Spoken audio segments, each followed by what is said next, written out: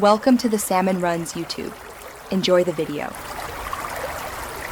You'll start now by preparing the phone. Confirm your model supports Face ID and install any iOS update, because software fixes many issues. Once done, remove screen protectors and gently clean the true depth camera. Dirt or film blocks sensors.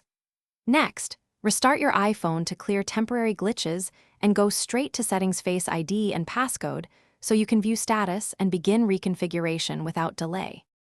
You'll now reset and re-enroll Face ID because a fresh scan often fixes recognition.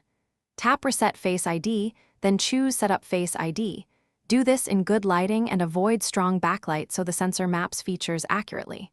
Once started, position your face in the frame and slowly rotate your head to complete the full circle scan. This ensures depth data across angles. Finally, enable attention-aware features and add an alternate appearance if you often wear hats or glasses. You'll finish by testing Face ID with the lock screen and a secure app to verify success. Make sure Face ID is enabled for the actions you want. If recognition still fails, update iOS, try reset all settings, and repeat the enrollment. Software or profile corruption can block the sensor. If problems persist, inspect true depth alignment and remove bulky cases. And if nothing helps, contact Apple support for hardware diagnostics, because a defective module needs professional repair. Thanks for watching. Consider subscribing if we helped you.